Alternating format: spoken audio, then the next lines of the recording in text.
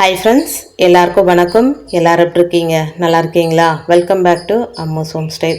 இன்றைக்கி வீடியோவில் ஒரு சூட்சமமான தீப வழிபாட்டு முறையை பற்றி தாங்க நாம் தெரிஞ்சுக்க போகிறோம்.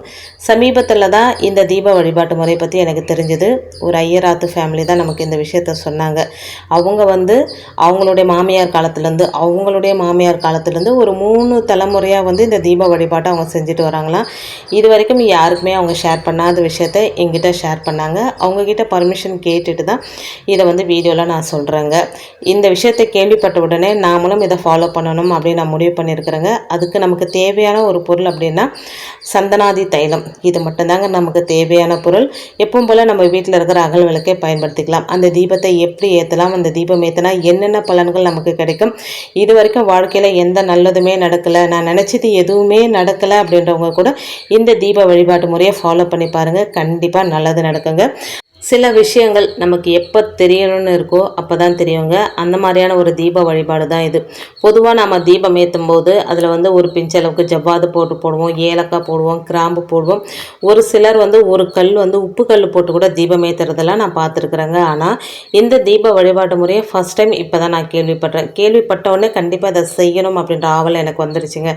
நிறைய வழிபாட்டு முறைகளை நம்ம பார்க்குறோம், கேட்குறோம். அது எல்லாத்தையுமே செய்யணும் அப்படின்னு நமக்கு மனசில் தோணுமா அப்படின்னா கண்டிப்பாக தோணாது. நமக்கு எது நல்லது நடக்கணும்னு நமக்கு இருக்கோ அந்த வழிபாட்டு முறை தான் நம்ம கண்ணில் படும். அப்படியே நம்ம கண்ணில் படுற எல்லா வழிபாட்டு முறையும் நம்ம செய்வோமான்னா அதுவும் ஒரு டவுட்டு தாங்க. ஆனால் இதை கேள்விப்பட்டவொடனே செய்யணும்னு தோணுச்சு அப்படின்னா ஏதோ ஒரு நல்ல விஷயம் எனக்கு நடக்க போகுது அப்படின்னு எனக்கு ஒரு உள்ளுணர்வு தோணுச்சுங்க. சரி, அதை உங்களோடய நான் ஷேர் பண்ணிக்கலாம் அப்படின்னு ஷேர் பண்ணிக்கிறேங்க. உங்களுக்கும் இதில் விருப்பம் இருக்குது அப்படின்னா நீங்களும் ஃபாலோ பண்ணி பாருங்கள். நம்ம எல்லாருக்குமே ஒவ்வொரு வகையான வேண்டுதல்கள் அப்படின்றது கண்டிப்பாக இருக்கும். நம்ம ஒவ்வொருத்தருக்கும் ஒவ்வொரு விதமான வேண்டுதல்கள் இருக்கும். அது அவங்களுடைய தேவைக்கு ஏற்றாற் போல வேண்டுதல்களும் மாறுபடுங்க. ஒரு சிலருக்கு குழந்தைகள் நல்லா படிக்கணும், உடல் நோய்கள் தீரணும், வேலை கிடைக்கணும், கல்யாணம் நடக்கணும், குழந்தை பாக்கியம் கிடைக்கணும், சொந்த வீடு அமையணும். இந்த மாதிரி நிறைய விஷயங்கள், நிறைய வேண்டுதல்கள் இருக்குங்க. இந்த மாதிரி எல்லா வேண்டுதல்கள் நிறைவேற்றுவதற்குரிய அற்புதமான தீப வழிபாடு தாங்க இப்போ நாம் பார்க்க போகிற தீப வழிபாடு. எந்த ஒரு வழிபாடாக இருந்தாலும் அந்த வழிபாட்டில் முக்கிய பங்கு வகிக்கக்கூடியது தீபம் தாங்க. தீபம் ஏற்றுறதுக்கு நம்ம பயன்படுத்தக்கூடிய விளக்கு அப்படின்னு பல வகைப்படுங்க. எந்த விளக்காக இருந்தாலும் முழு மனசோடு எந்த தெய்வத்தை நினச்சி நம்ம தீபம் ஏற்றுறோமோ அந்த தெய்வத்தோட அருளை பெறுவதற்கு அந்த தீபம் உதவுங்க. அப்படிப்பட்ட தீபத்தை நம்ம பல விதங்களில் சிறப்பு வாய்ந்த தீபங்களாக மாற்ற முடியுங்க. அதோட அடிப்படையில் தான் இந்த வீடியோவில் அந்த வேண்டுதலை நிறைவேற்றுவதற்கு எந்த முறையில் தீபமேற்றி வழிபாடு செய்யணும் அப்படின்றத பார்க்க போகிறோம். பொதுவாகவே அந்த காலத்துலலாம் தீப வழிபாடு தாங்க. நிறைய ஃபோட்டோஸ் இருக்காது, சிலைகள் இருக்காது, எதுவுமே இருக்காதுங்க. எல்லார் வீட்லையும் என்ன படம் இருக்கும் அப்படின்னா ஒரு விநாயகர், இந்த பக்கம் லக்ஷ்மி, அந்த பக்கம் சரஸ்வதி. சிவகோத்திரமாக இருந்தாக்கா முருகர் படம் இருக்கும், விஷ்ணு கோத்திரமாக இருந்தால் பெருமாள் படம் இருக்கும். இது மட்டும்தாங்க இருக்கும் நான் பார்த்த நிறைய வீடுகளை நான் சின்ன பிள்ளையாக இருக்கும்போது. அதுக்கப்புறம் காமாட்சி அம்மன் விளக்கு எல்லா வீட்லையும் இருக்கும். ஒரு சிலர் வீட்டில் காமாட்சி அம்மன் விளக்கு கூட இருக்காது, அகல் விளக்குல தான் தீபம் ஏற்றுவாங்க. ஒரு சின்ன செல்ஃப் மாதிரி அடித்து அதில் ஒரு படம், ஒரு விளக்கு, அவ்வளோதாங்க. இந்த மாதிரி நிறைய விஷயங்கள். இப்போ நம்ம நிறைய ஃபோட்டோஸ் வச்சுருக்கிறோம், சிலை வச்சுருக்கிறோம். இதெல்லாம் எதுவுமே தேவையில்லைன்னு தான் சொல்லலாம். எந்த தெய்வத்தை நம்ம வழிபாடு செஞ்சாலுமே நம்ம ஏற்றுற தீபத்தில் அதில் ஆவாகனம் செஞ்சு வழிபாடு செஞ்சுக்கலாம். அப்போ நிறைய பேர் கேட்கலாம், நீங்கள் எதுக்கு இவ்வளோ ஃபோட்டோஸ் வச்சுருக்கீங்க அப்படின்னு சொல்லிட்டு. இது நாம் ஆசைப்பட்டு வாங்கி வச்சுக்குது, நம்மளுடைய விருப்பத்திற்கு ஏற்ற மாதிரி வாங்கி வச்சு வழிபாடு செய்யறதுங்க. இதெல்லாம் இருக்கணும் அப்படின்ற அவசியம் எதுவுமே கிடையாதுங்க. நானும் கொஞ்சம் கொஞ்சமாக குறைச்சிக்கலாம் அப்படின்னு தான் முடிவு பண்ணி வச்சுருக்கிறேங்க. இப்போ நான் வழிபாடு செஞ்சிடறேன், எனக்கு பின்னாடி வரவங்க இதை வழிபாடு செய்வாங்களா, இதை முறையாக ஃபாலோ பண்ணுவாங்களா அப்படின்றா அது கொஞ்சம் கஷ்டம்தாங்க. ஏன்னா இப்போ இருக்கிற சூழ்நிலை அந்த மாதிரி.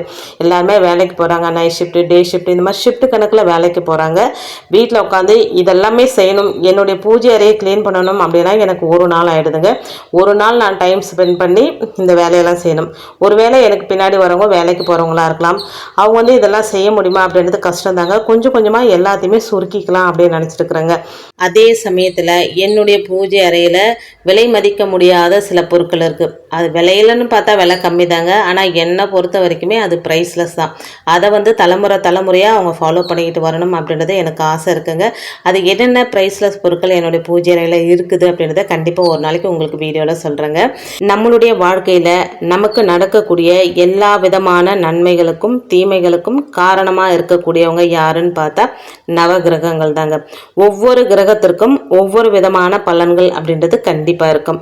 நம்மளுடைய வாழ்க்கையில் ஏதாவது ஒரு நல்ல காரியம் நடக்காமல் தடைப்பட்டிருந்தது அப்படின்னா அந்த நல்ல காரியத்திற்கு உரிய கிரகம் எதுவோ அந்த கிரகத்தை வழிபாடு செய்யும் போது அந்த காரியம் எந்தவித தடைகளும் இல்லாமல் நல்ல விதத்தில் நடக்கும் அப்படின்றது நம்மள எல்லாருக்குமே தெரிஞ்ச விஷயம். இந்த வழிபாட்டை செய்கிறதுக்கு நமக்கு 2 விஷயங்கள், நல்லெண்ணெய் கண்டிப்பாக நம்ம வீட்டில் இருக்கோங்க. அதுக்கப்புறம் சந்தனாதி தைலம் அப்படின்றது வேணுங்க. சந்தனாதி தைலம் அப்படின்றது நேர்மறை ஆற்றல் நிறைந்த ஒரு தைலங்க. இது எல்லா நாட்டு மருந்து கடைகளிலும் கிடைக்கக்கூடியது அப்படின்னு சொன்னாங்க. பொதுவாக இந்த தைலத்தை எல்லா தெய்வ ஆலயங்கள் அபிஷேகம் செய்யறதுக்கு முன்னாடி எண்ணெய் காப்பு சாத்திர வழக்கம் இருக்கும் இல்லையா, அப்போ வந்து உபயோகப்படுத்துவாங்களாங்க. இதை வாங்கி கண்டிப்பாக எல்லார் வீட்லையும் வச்சுக்கணும் அப்படின்னு அவங்க சொன்னாங்க. எந்த வேண்டுதல் நிறைவேறணும் அப்படின்னு நினைக்கிறோமோ அந்த வேண்டுதலுக்குரிய கிரகம் எது அப்படின்றத நம்ம தெரிஞ்சுக்கணும். உதாரணமாக வேலை தொடர்பான வேண்டுதல்கள், உடல் ஆரோக்கியம் தொடர்பான வேண்டுதல்கள், உடல் நலம் சரியாகணும், நல்ல வேலை கிடைக்கணும் அப்படின்னு நினைக்கிறவங்க ஞாயிற்றுக்கிழமை. குடும்பத்தில் ஒற்றுமையாக இருக்கணும், குடும்பம் சந்தோஷமாக இருக்கணும் அப்படின்னு நினைக்கிறவங்க திங்கக்கிழமை.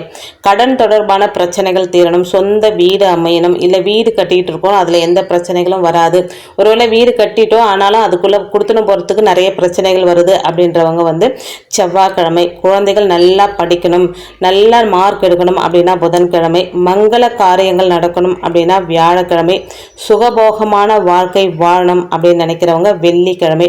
கர்ம வினைகளும் பாவங்களும் தீரணும் அப்படின்னா சனிக்கிழமை. இந்த மாதிரி ஒவ்வொரு கிரகத்திற்கும் ஒவ்வொரு நாள் பயன்படுங்க. நமக்கு என்ன தேவை இருக்கோ, இப்போ வந்து நம்மளுக்கு சொந்த வீடு அமையணும் அப்படின்னா செவ்வாய்க்கிழமையில இந்த தீபத்தை ஏற்றலாங்க. குடும்பம் ஒன்றா இருக்கணும், சந்தோஷமாக இருக்கணும் அப்படின்னா திங்கக்கிழமையில். நம்ம தெரிஞ்சோ தெரியாமல் நிறைய பாவங்கள் செய்யணும். இப்போ நானே கொஞ்ச நாளாக சரியாக வீட்டில் இல்லைங்க. வீட்டில் இல்லாதனால என்ன ஆகுது, எங்கே பார்த்தாலும் எறும்புகள், அதுவும் கடிக்கிற எறும்புன்னு சொல்கிறாங்க பார்த்தீங்களா, அது ஒரு சின்ன பொருள் கூட வைக்க முடியலைங்க. ஒரு பாலில் வந்துடுது, சாப்பாட்டில் வந்துடுது, எல்லாத்துலேயுமே வந்து அப்படியே முச்சிக்குது. என்ன பண்ணுறேன் அப்படின்னா எறும்பு சாக்பீஸ் வச்சு கிழிச்சு விடுறாங்க. நிறைய எறும்புகளை கிட்டத்தட்ட இந்த ஒரு வாரத்தில் சாவடிச்சிருக்கிறேன்.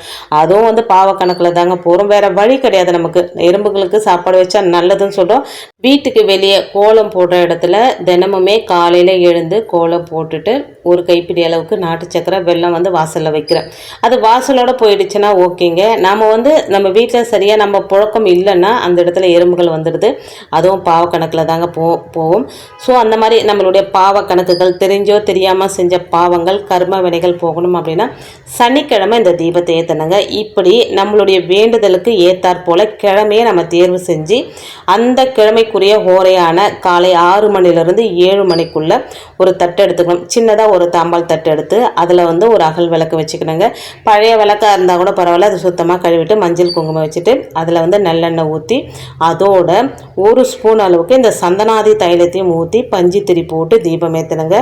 இந்த தீபம் வந்து கிழக்கு பார்த்தா மாதிரி இருக்கிற மாதிரி நம்ம வச்சுக்கணுங்க. தரையில் ஒரு விரிப்பை விரிச்சுட்டு வடக்கு பார்த்தா மாதிரி நம்ம உட்காந்துட்டு இந்த தீப சுடரொலியை பார்த்தா மாதிரி நம்மளுடைய வேண்டுதல் என்னவோ அதை முழு மனசோடு நம்மளுடைய ஃப்ரெண்ட்ஸு கிட்ட சொல்கிற மாதிரி, நம்ம அம்மா அப்பா கிட்ட சொல்கிற மாதிரி, நம்மளுடைய சகோதரி கிட்ட சொல்கிற மாதிரி ரொம்ப உரிமையோடு நம்ம வந்து நம்மளுடைய வேண்டுதலை அந்த தீப ஒளியை பார்த்து நம்ம சொல்லணுங்க.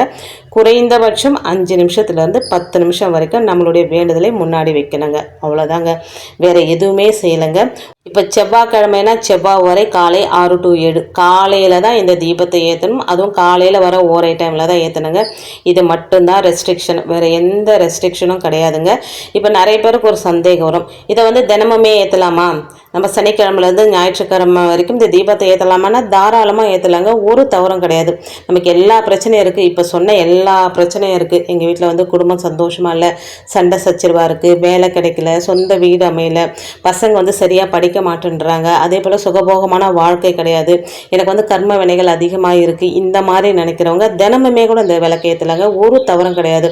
ஒரு சிலருக்கு இந்த ஓரை டைம் தெரியல அப்படின்றவங்க காலையில் 6 to 7 நீங்கள் எந்த கிழமை எடுத்தாலுமே அந்த 6 to 7 அந்த ஓரை வந்துடுங்க. செவ்வாய்க்கிழமை செவ்வாய் ஓரை வரும், புதன்கிழமை புத ஓரை, வியாழக்கிழமை குரு ஓரை வருங்க, வெள்ளிக்கிழமை சுக்கிர ஓரை வரும், சனிக்கிழமை சனி ஓரை வரும். இந்த மாதிரி காலையில் 6 to 7 ஒவ்வொரு கிழமைக்கும் வர அந்த ஓரைகள் அந்த டைமை எடுத்துக்கோங்க. அந்த டைமில் 1 மணி நேரம் அந்த தீபம் எரியணுங்க.